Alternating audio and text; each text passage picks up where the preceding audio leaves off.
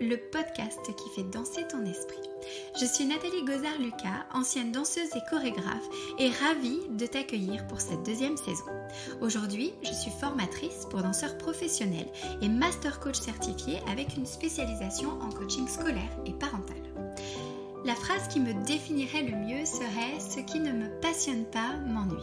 Alors à travers ce podcast, je souhaite te parler passionnément, souvent de développement personnel et de coaching, parfois de parentalité et parfois même de danse.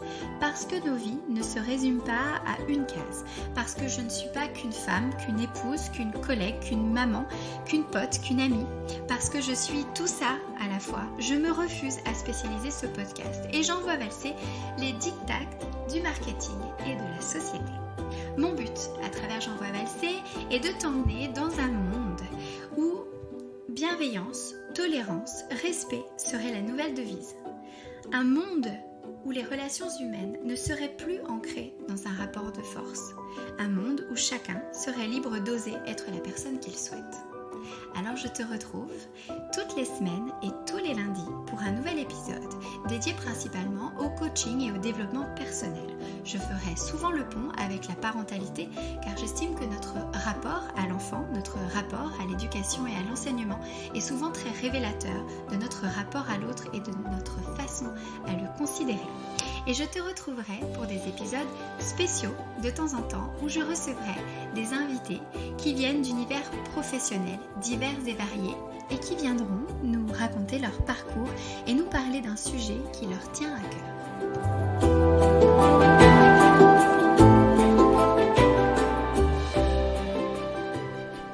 Aujourd'hui, je t'emmène valser avec ta petite voix. Tu sais, cette petite voix, celle qui te compare tout le temps à tout et n'importe qui, voire même n'importe quoi. Elle te compare par exemple à Alex, de la personne qui partage ta vie, voire même à sa potentielle ou son potentiel futur. Elle te compare à ce collègue ou cette collègue de boulot qui a l'air d'avoir une vie super épanouie, une grande maison, un super mari, des super enfants.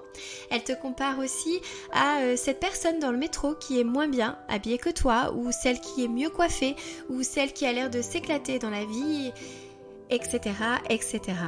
Alors aujourd'hui, je t'emmène explorer avec moi ce qui se passe, pourquoi on se compare, et tu l'as compris, pourquoi on se compare même que ce soit positif ou négatif, et comment on peut faire pour peut-être stopper ce mécanisme et gagner en assurance.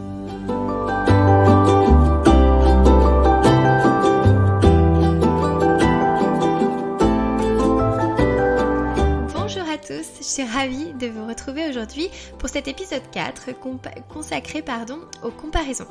Alors, je pense qu'il y a beaucoup de façons de traiter ce sujet. Je vais essayer de vous le traiter en vous donnant les outils qui, moi, m'ont servi et qui me servent encore. Le développement personnel, c'est avant tout un chemin, c'est pas nécessairement un résultat.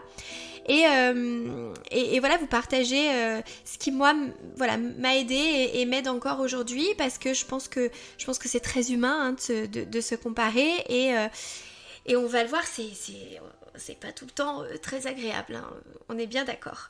Alors justement, je vais quand même faire le distinguo entre les comparaisons que je vais dire positives. En ce sens, elles sont positives pour nous, en ce sens qu'elles vont peut-être nous pousser aux fesses, si vous me permettez l'expression. Elles vont nous mettre en action. Je vais me comparer par exemple à quelqu'un et je vais me comparer sur des faits, factuellement, voyez, pas sur un ressenti. Sur des faits, c'est-à-dire que factuellement, la fille qui est à côté de moi dans le cours de danse, elle fait 4 tours et moi j'en fais que 2. Ah, ok, très bien. Alors, à ça, il faudrait, quand vous faites une comparaison, déjà, c'est essayer d'être d'une factuelle et de deux, de comparer ce qui est comparable.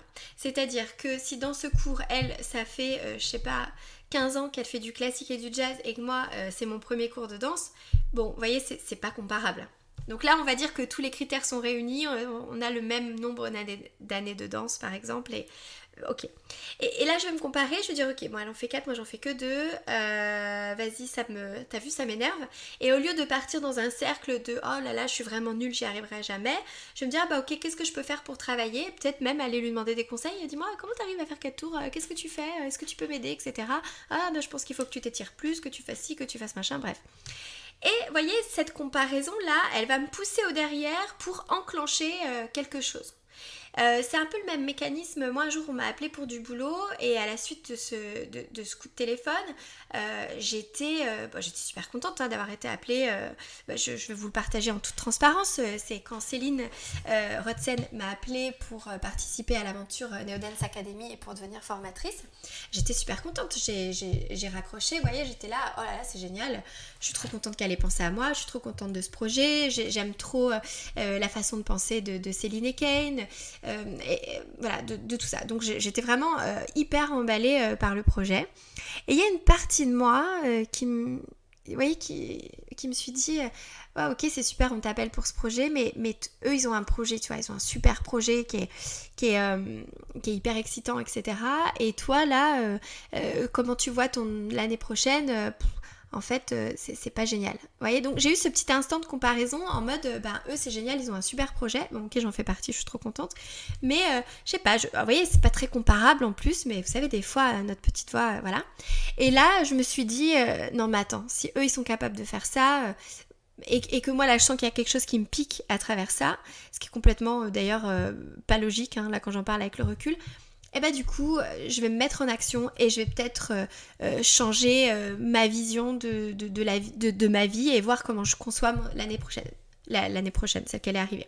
Bon bah du coup j'ai décidé d'arrêter de donner des cours amateurs, j'ai décidé d'arrêter plein de choses et de me lancer un peu dans l'inconnu et dans l'inconfort le plus total.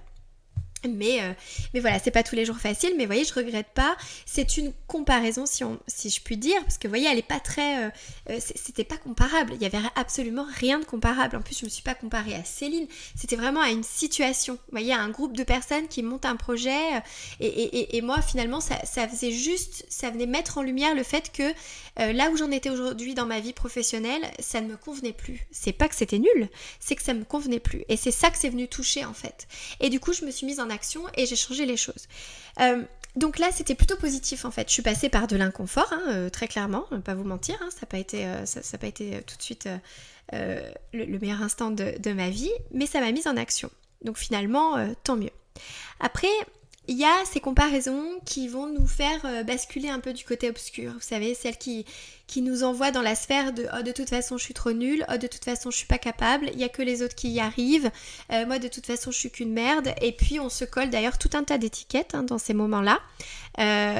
Voilà, on pourrait être un magasin à nous entier.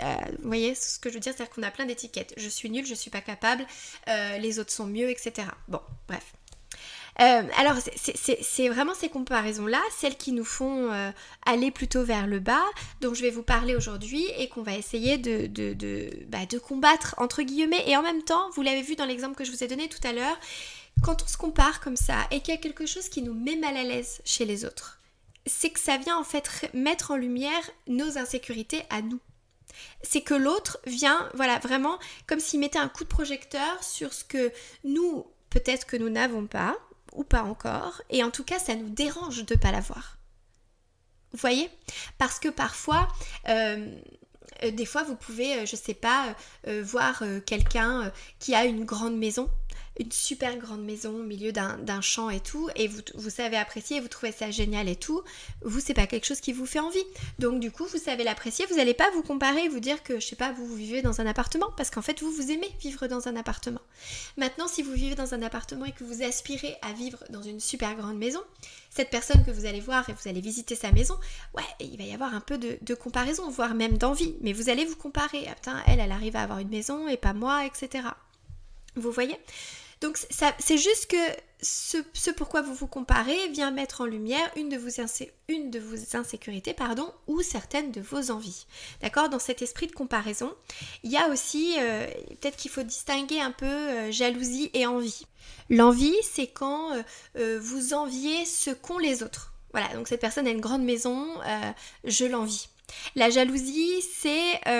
ou alors j'envie par exemple, elle a trouvé un super beau mec, ou une super belle femme, ou une personne, et j'envie peut-être cette relation qu'ils ont. Vous voyez ? La jalousie, c'est je veux pas qu'on me prenne ce que j'ai, ce qui est à moi. Oui, c'est deux choses différentes. C'est-à-dire, je partage ma vie avec une personne et je n'ai pas envie qu'on me prenne cette personne. Ça, c'est de la jalousie. Mais l'envie, c'est vouloir ce qu'ont les autres. Voilà. Alors, pour revenir à notre sujet, parce que vous voyez, j'ai toujours tendance à extrapoler un petit peu, pour combattre ces comparaisons qui viennent mettre en lumière nos insécurités, bon, vous le sentez, c'est sûr que quand on se compare comme ça, de manière assez négative, c'est qu'on a une base, on va dire, d'estime de soi qui n'est pas très solide, hein, qui est plutôt instable, peut-être qui est un peu basse aussi. Et se dire bah finalement qu'est-ce que je pense de moi quoi, parce qu'en fait quand on est bien dans nos baskets, quand parfois vous êtes dans un bon jour, vous voyez rien ne peut vous atteindre un peu, hein, vous êtes un peu comme un super héros. Donc là c'est de se dire ok, si là il y a quelque chose qui vient me piquer, qui vient me, voilà, je suis en train de me comparer, de me dire que moi par rapport à elle ou par rapport à lui je suis une grosse merde, c'est que finalement il y a peut-être quelque chose qui me manque, que je n'ai pas travaillé et qui est important pour moi. Alors, je vais vous dire ce que Christine Rotzen un jour a dit au sein de Neodance Academy. Christine, je vous encourage d'ailleurs à aller la suivre sur Instagram. Elle est coach depuis bien plus d'une dizaine d'années. Elle fait plein de super belles choses. Elle n'est pas que coach d'ailleurs, hein, c'est une artiste. Mais un jour, elle a dit au sein de Neodance à nos students, et j'ai trouvé ça absolument brillant et très lumineux, ma valeur n'enlève rien à ta valeur. Et ta valeur n'enlève rien à ma valeur. Voilà. Et ça, vous voyez, c'est une phrase que je me répète souvent. C'est-à-dire que, oui, il y a des gens extraordinaires autour de nous qui sont très doués dans plein de domaines et parfois dans le même domaine que nous. C'est pas parce qu'ils sont très doués, lumineux, brillants que ça veut dire que nous, on est moins bien. Et dans le truc de la comparaison, c'est ce que je vous disais tout à l'heure, des fois, on a quand même tendance à comparer des choses qui ne sont pas comparables. Je vous parlais des danseurs tout à l'heure par rapport au cours, même quand vous êtes dans un cours et que vous avez l'impression que toute la salle mémorise plus vite que vous, déjà quand vous êtes en train d'observer les gens mémoriser plus vite que vous, vous n'êtes pas concentré sur la mémorisation, vous êtes concentré sur autre chose. Et en fait, c'était peut-être pas une capacité à mieux mémoriser, c'est peut-être plutôt une capacité à gérer son stress. Vous savez, le fait d'être stressé nous coupe un peu de nos fonctions de mémorisation. Et du coup, vous allez vous comparer en me disant là, j'ai vraiment pas de mémoire, je suis vraiment qu'une merde, alors qu'en fait, c'est juste simplement que vous êtes stressé dans le cours, vous êtes stressé parce que vous vous êtes mis en tête qu'il fallait apprendre super vite. Et puis surtout, votre cerveau, comme vous êtes en train de vous dire que de toute façon vous êtes une merde et que tout le monde apprend plus vite que vous, votre cerveau va vous savez, gérer les informations en ce sens-là. Donc souvent quand on se compare, c'est pas fondé. Factuellement, une personne qui mémorise plus que nous, plus vite que nous, on va dire, j'aimerais bien qu'on me donne les preuves. Parce que pareil, peut-être qu'elle va mémoriser plus vite tout de suite, mais que dans 2 heures, elle se souviendra plus de la Corée. Alors que vous aurez peut-être mis 10 ans à apprendre la Corée, mais que 10 ans plus tard vous vous en souviendrez. Donc voilà, vous voyez, il faut essayer de comparer ce qui est comparable. Par exemple, vous vous comparez à quelqu'un qui fait 1m80 et vous faites 1m58, cette histoire n'est pas du tout réelle.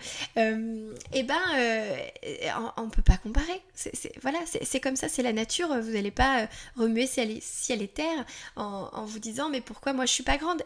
C'est comme ça en fait. Il y a aussi ce côté un peu, vous voyez, lâcher prise. C'est-à-dire que quand je me compare, j'essaye de trouver des critères qui sont vraiment égaux. Si tant est que ce soit possible. Parce que, vous voyez, moi ce qui me dérange avec l'humain, quand on compare les humains, c'est qu'on compare des êtres humains qui sont quand même uniques, qui ont des patrimoines génétiques complètement différents, des expériences de vie complètement différentes, une éducation différente, un environnement différent, un environnement socio-culturel complètement différent aussi, et tout ça construit une personnalité. Et encore plein d'autres critères. Et quand on compare 2 êtres humains ou même 2 danseurs, on est en train de les comparer comme si c'était 2 marques de lessive. Vous voyez, quelle est celle qui sent le plus bon, quelle est celle qui enlève le plus de taches. Je vais vous dire, essayez de comparer 2 lessives. Déjà, il faudrait les comparer sur les 2 mêmes t-shirts avec les 2 mêmes taches faites exactement dans les mêmes situations. Pour ce qui est de l'odeur de la lessive, ça dépend de chacun. Il y en a qui vont trouver que la lessive A sent meilleure et la lessive B sent meilleure. Donc vous voyez, c'est quand même très compliqué d'émettre un jugement totalement objectif là-dessus. Et puis sur les taches, là ça éventuellement, si vraiment les t-shirts c'est la même matière, que les taches ont été faites exactement dans les mêmes conditions, peut-être qu'on va pouvoir comparer effectivement celles qui enlèvent le plus de taches. Pour un danseur, vous allez me dire, oui, mais la technique, ouais, sur le nombre de tours, effectivement, dans une audition ou même dans un entretien d'embauche. Voilà, peut-être que toi, tu as plus de diplômes que l'autre et tout, mais encore une fois, vous n'êtes pas les diplômes, vous n'êtes pas le nombre de tours que vous faites, vous n'êtes pas les cheveux longs, par exemple. Pourquoi mes cheveux, ils poussent plus vite et pas ceux de l'autre? Bon, je vous donne des trucs un petit peu légers, on va dire, mais souvent, quand vous vous comparez, demandez-vous si vraiment ce que vous êtes en train de comparer est comparable. Sur les compétences par exemple, est-ce que vous avez la même expérience? Peut-être que vous n'avez simplement aussi pas la même approche de votre métier, donc essayez de, moi ça m'est arrivé vous savez, de me comparer à des coachs et de me dire mais attends, alors en fait je me suis comparée en me disant putain, elle a trop de connaissances, moi j'aurais pas approché cette question comme ça, j'y connais vraiment rien, je suis vraiment nulle. Voilà. Pourquoi j'ai pas eu l'idée d'avoir cette approche ou de connaître cette approche. Et après, oui, je me suis dit, déjà, je pense que c'est bien d'avoir plusieurs approches parce que toutes les approches ne parlent pas à tout le monde. Moi, il y a des coachs que je trouve brillants, mais parfois sur certains sujets, leur approche, ça va pas résonner en moi parce qu'on a tous une sensibilité.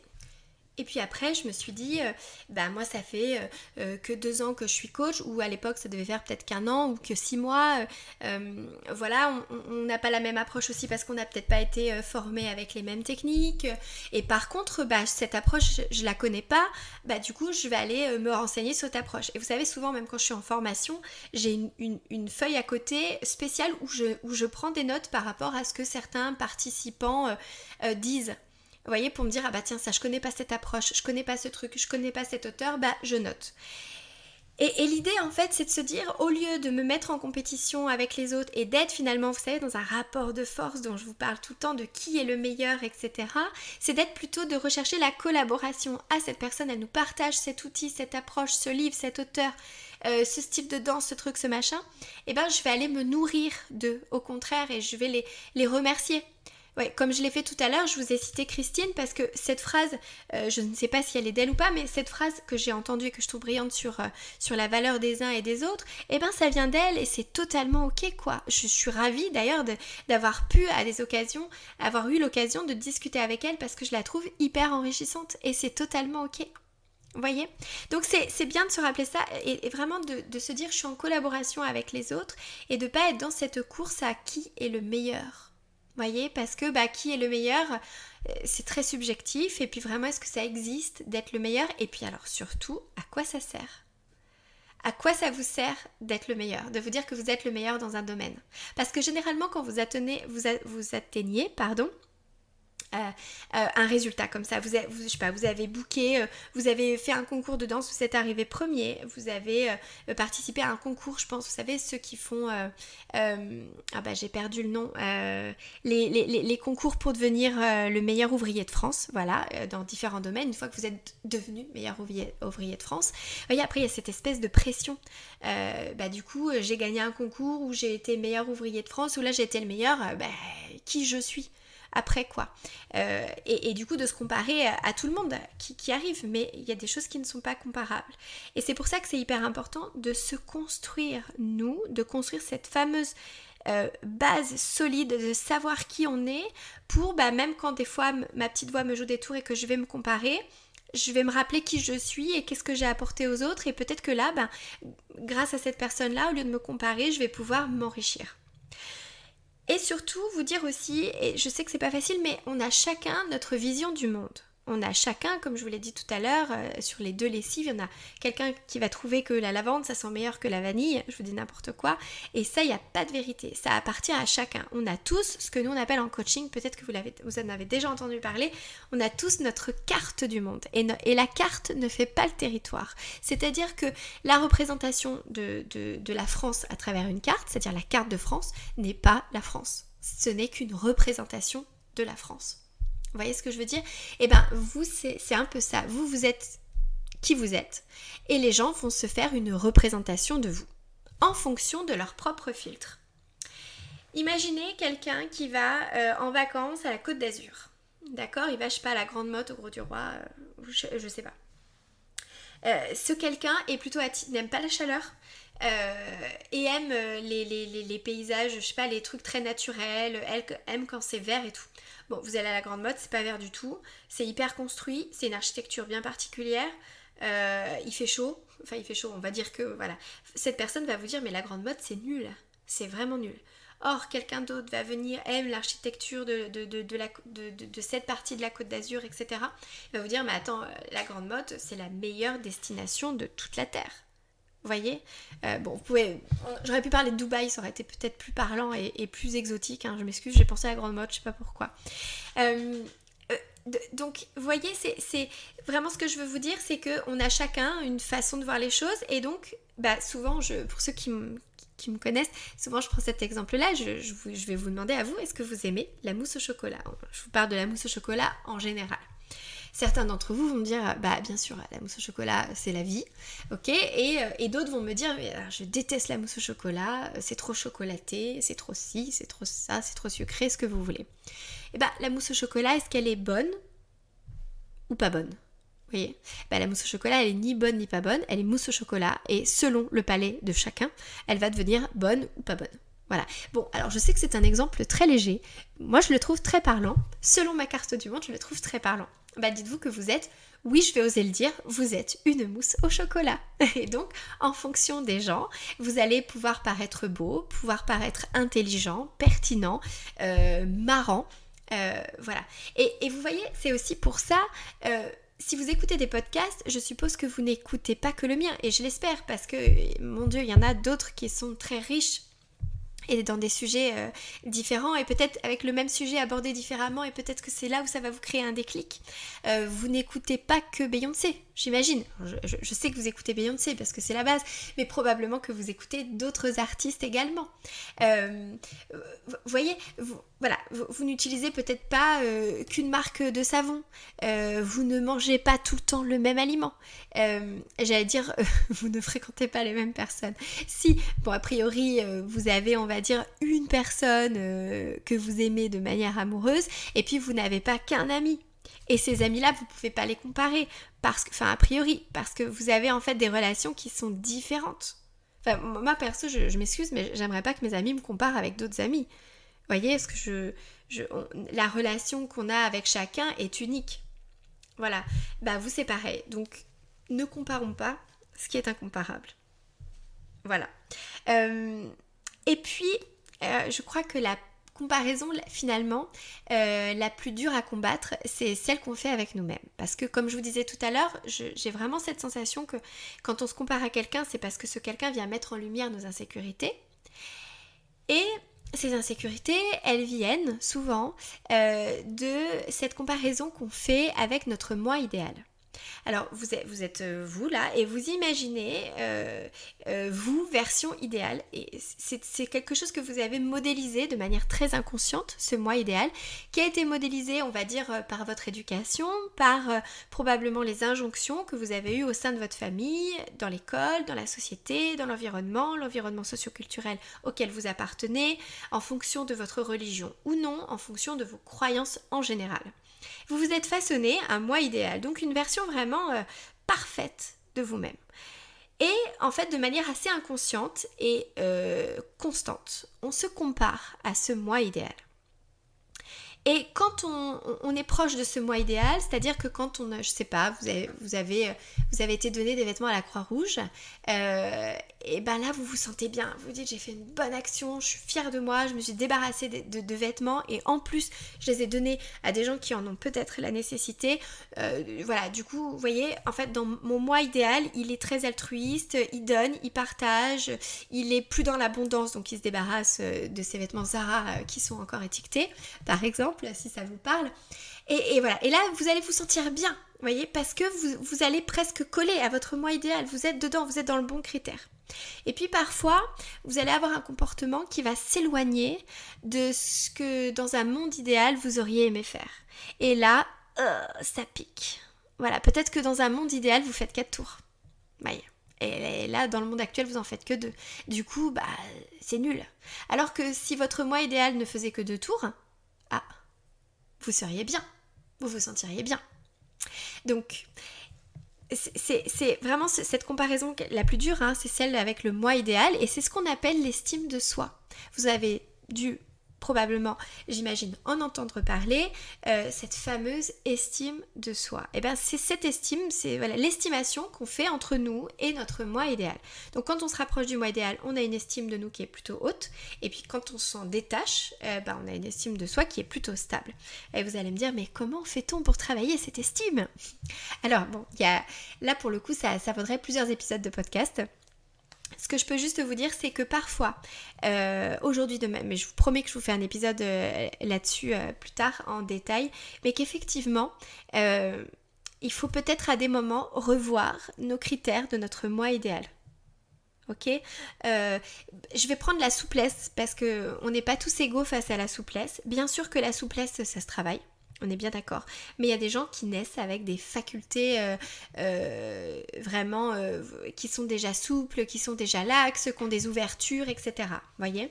Donc si vous êtes un peu comme moi, avec un corps qui est vraiment très raide, vous allez devoir travailler énormément pour avoir un petit peu de souplesse. Et donc vous allez travailler, et moi encore j'étais un peu feignante, hein, j'ai pas travaillé tout ce que je pouvais. Donc bon, je m'en prends qu'à moi-même quand je peste parce que je suis pas assez souple.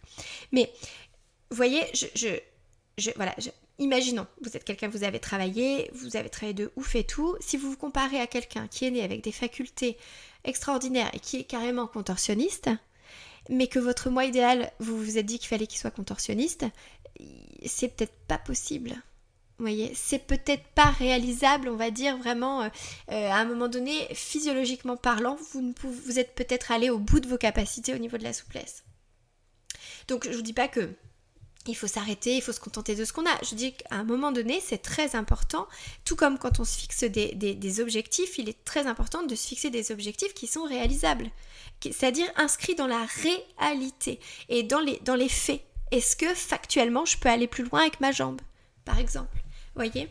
Est-ce que factuellement aujourd'hui, regardez, moi j'avais une amie à la fac, oui parce que je suis allée en fac de droit, qui voulait être commissaire. Problème, elle faisait 1m50 quelque chose, je sais plus. Et pour être commissaire, il fallait faire 1m60, je sais plus. Je me souviens plus exactement. Bref, en tout cas, il lui manquait des centimètres. Bon, voilà, c'était comme ça. Ouais, vous voyez, là on peut rien faire. Là, si ton moi idéal il est commissaire, il va falloir peut-être revoir les critères du moi idéal. Ou si ton moi idéal il fait 1m70, c'est pas réalisable de faire 1m70, sauf si tu mets des talons, bien évidemment. Donc, toujours essayer d'être pragmatique, inscrit dans la réalité quand on se compare ou quand on veut des choses. Vous voyez ? Je pense que voilà, ça peut peut-être vous aider à des moments à redescendre un peu sur terre et se dire attends. Là, je me compare à ça, mais c'est pas du tout comparable, quoi. Là, je me compare à telle personne, mais c'est pas comparable. Voilà. Alors, j'espère que ça vous aura un petit peu éclairé. Pour résumer, il y a des comparaisons qui peuvent être dites positives parce qu'elles vous mettent en action et elles vous permettent de vous améliorer. Celles qui nous freinent, celles qui nous font vraiment, c'est même pas nous remettre en question, hein, c'est nous dire juste qu'on est nul. On va essayer de se rappeler que ma valeur n'enlève rien à ta valeur et que ta valeur n'enlève rien à la mienne. Donc on va essayer de ramener une collaboration entre les êtres humains plutôt qu'un rapport de force, plutôt qu'un concours à savoir qui est meilleur que qui. Sachant que qui est meilleur que qui, ça dépend de la carte du monde de chacun. Donc ramener aussi de l'ouverture d'esprit et de l'espace à ce que chacun peut penser.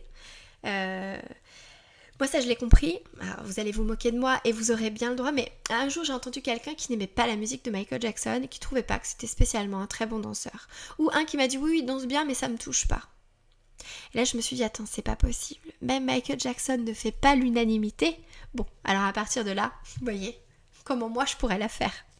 Et d'ailleurs c'est aussi cette dimension de l'ego qui veut plaire à tout le monde, mais plaire à tout le monde c'est plaire à personne. Enfin, je sais pas ce que vous en pensez, mais on pourra en parler encore des heures. Mais voilà, donc se rappeler que tout le monde a sa carte du monde, accepter que chacun a sa vision du monde et voyez, notamment quand on passe une audition et que des fois on n'est pas pris et qu'on ressent de l'injustice, c'est se dire ok, cette personne elle a le droit d'imaginer son spectacle avec telle ou telle personne, avec des gens qui font du 34 ou avec des gens qui font du 40 ou avec des gens qui font 1m80 ou avec des gens qui font 1m20. C'est sa vision, je suis pas d'accord avec ça, je suis pas obligée de l'accepter, mais j'accepte que des gens ont cette vision-là. Voyez, ça permet aussi de dépersonnaliser le truc. C'est pas moi qui suis nulle, c'est je ne correspond pas. D'accord? Ou en tout cas son projet et moi, on ne correspond pas, ça ne matche pas quoi. Et j'ai envie de vous dire, heureusement que ça ne matche pas avec tout le monde. Imaginez la personne qui partage votre vie si elle plaît à tout le monde. Ouais, c'est la merde les gars. C'est la guerre. Alors là, c'est la 3e guerre mondiale déclarée, mais vraiment mondiale. Vous voyez, complètement universelle. Donc heureusement qu'on ne plaît pas à tout le monde. Mon Dieu, sinon, enfin, moi qui suis très exclusive, je vous avoue, je le vivrais très mal. Voilà, bref, c'est un autre débat. Et puis, essayez quand vous comparez, de voir si là, au lieu de rejeter la faute sur les autres, vous n'êtes pas en fait de vous comparer inconsciemment à vous-même, à votre moi idéal, et peut-être aller chercher votre moi idéal, travailler avec lui, voir si le critère que vous lui infligez est réaliste ou pas, réalisable ou pas, inscrit dans la réalité. S'il est inscrit dans la réalité, qu'est-ce que je fais ? Ok, ça je sens là que ça vient vraiment me titiller, qu'en fait ça m'emmerde de pas faire 4 tours.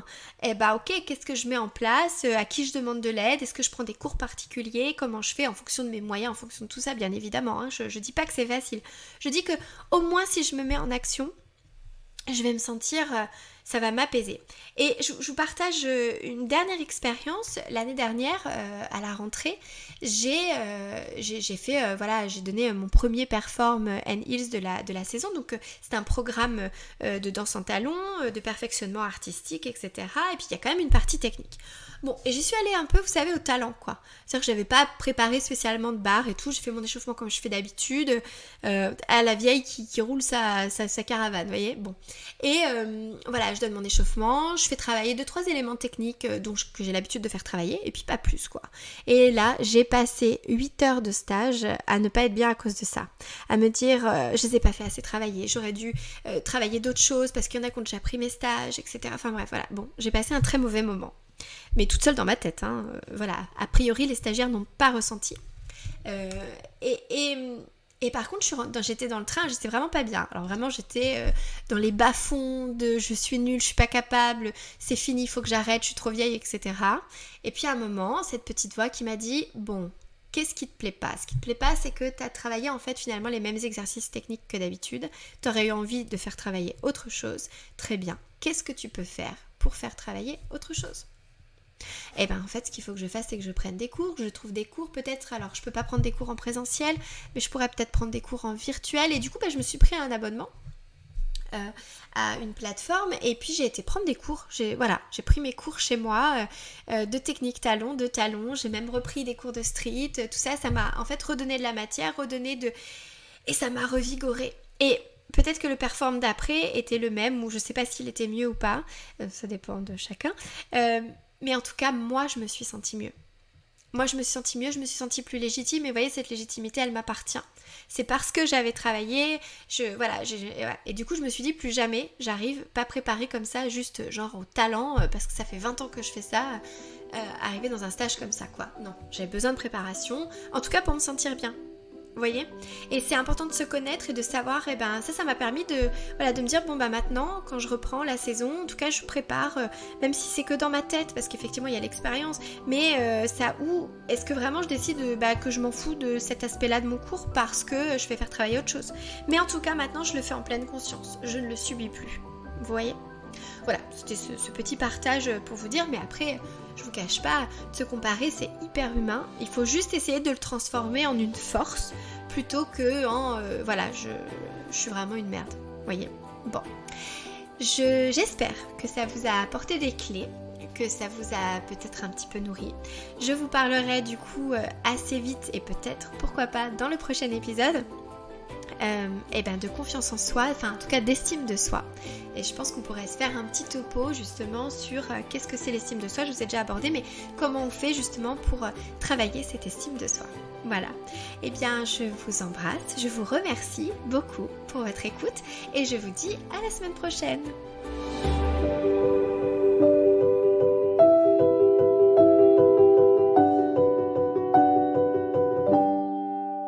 Merci d'avoir écouté cet épisode jusqu'au bout.